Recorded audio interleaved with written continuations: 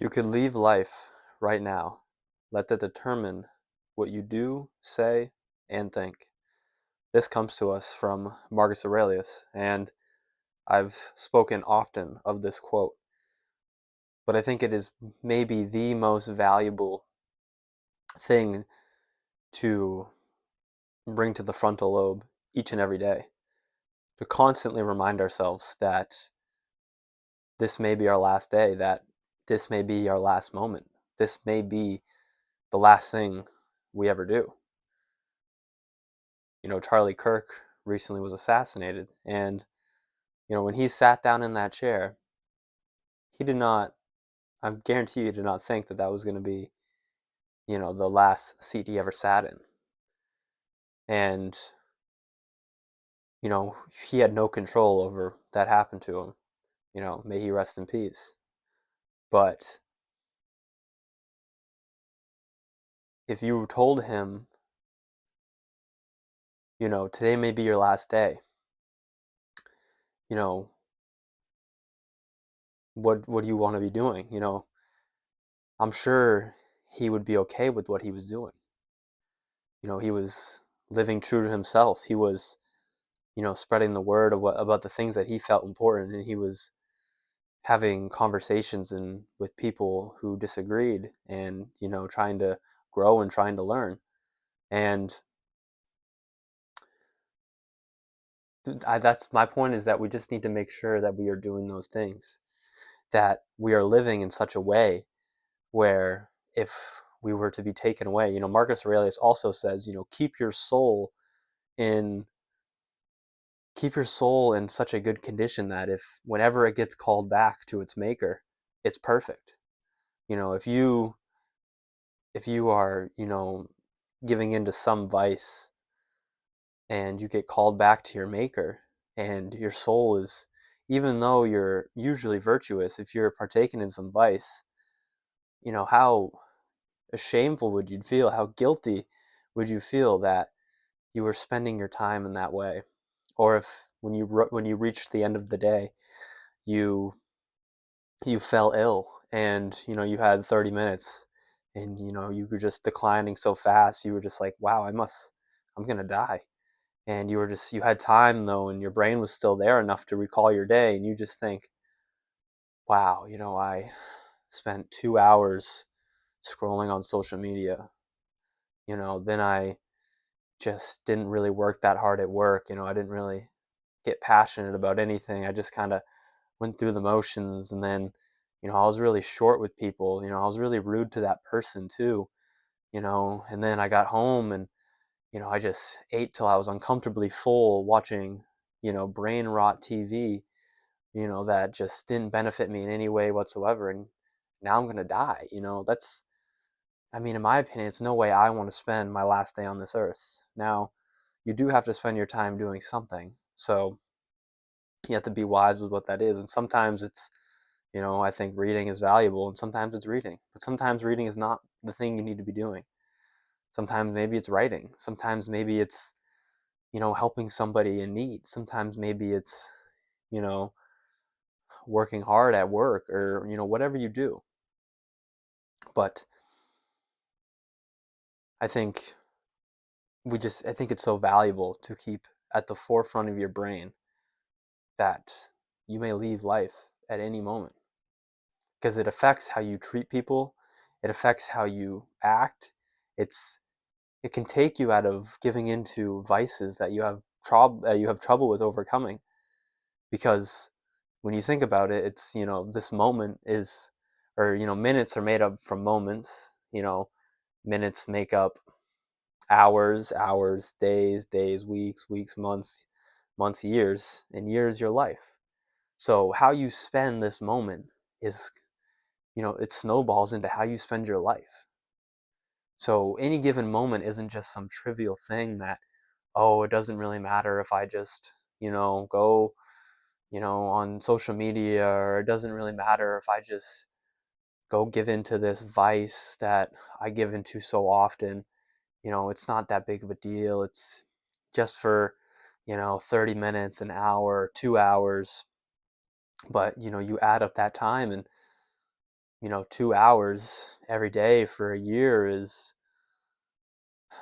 730 hours. And then, for 80 years, it's a lot of time, like 60,000 hours, I think, something around that estimate. It's a lot of time. And that is how you spend your life. And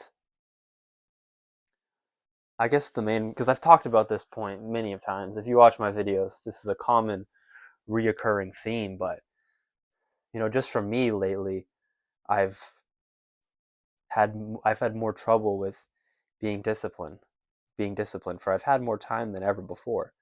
So I've had more time to, slack off and still get as much, if not more, done than I used to. So, but that's not how it should be. And I just recently remembered this quote, and I remembered, oh yeah, if today was the last day of my life, I would not want to go do this thing I'm about to go do. If I had time to reflect tonight on my day, the last day of my life, I would beat myself up for giving into that vice. I would beat myself up for spending so long, doing that thing, or doing that thing I told myself I would no longer do anymore, or not doing that thing I told myself I would do. I would start doing and start building the habit, and I think we lose some of that in a culture that just is so far removed from death as we are now. And that's why I go for a walk, I go for a run every single day in a cemetery near my house, just to remind myself of where I'm going, to remind myself that what happened to those people didn't happen in a single moment. Yes, their life ended in a single moment, but it was a thing that gradually happened over a period of time. And that gradual thing is happening to me right now. As I started this video, I've already died a little bit. And I think Seneca urges us to view death in that way. And I believe he is very right in doing so. We should view death as something that is happening, something that, every second that passes is now a second owned by death, is now a second, obviously, you can never get back, and you are now closer to death. Whether it be 1 second or 1 day or 1 year, you know, we are not gaining any more life. We are only losing life. And, the angels never leak the expiration date. And any day may be our last. So you just have to be ready. As I said earlier, like Marcus says, to give your soul back purely. Um, I don't know. Well, clearly I don't know what you believe, but I think the spirit, I think the soul, and I think a lot of people can resonate with this. It's just, there's something about it. It just can't die. It can't die in the earthly way that our body dies. It doesn't make sense. And whether you're a Christian, you believe you're going to heaven or potentially hell, whatever it may be, or you have other religious beliefs, or you're an atheist, I think you can believe that there's something up with the soul and there's something up with the spirit. And once all the earthly temporal things are stripped from our soul, well, our soul isn't part of them, but I think you understand what I mean. We'll be left with our spirit. We'll be left with the things we did, with the spirit that we built while we are here. And it should be a virtuous one. Imagine if you're just so in love with the world and then you die and all you are is soul and spirit, and it should be a tranquil experience, but your soul is so used to just living off of temporal pleasures and lust and greed and things like that, and your soul, it should be in a place of bliss and should be in a place of happiness, but instead it's in a place of torment because it's being deprived of the trivial temporal desires that it desired its whole existence. instead of the higher, eternal, forever things that it is truly bound to. It's truly become something else. It's become more earthly than eternal, even though it's an eternal being.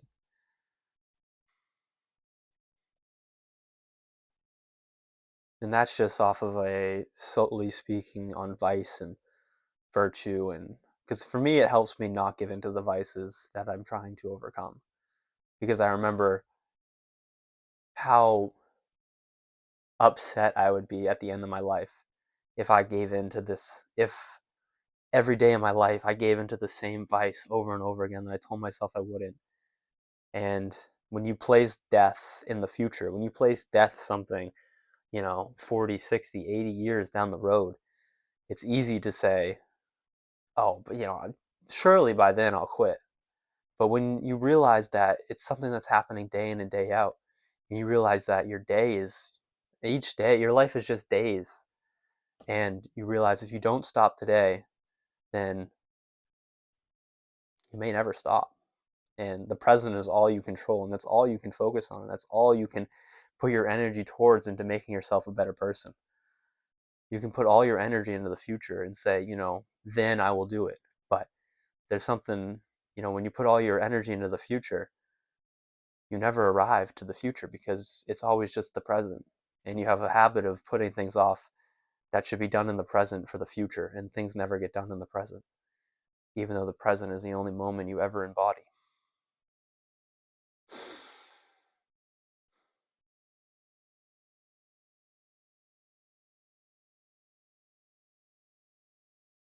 But I just wanted to make this video to urge you to, if you're not already, just view life as something that is passing every second, and realize that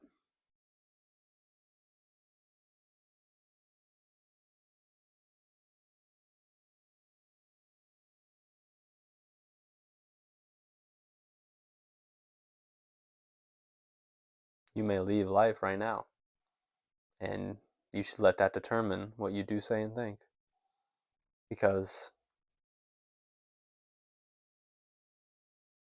what a pity it would be to leave life doing an action that we are so ashamed of and so guilty of doing.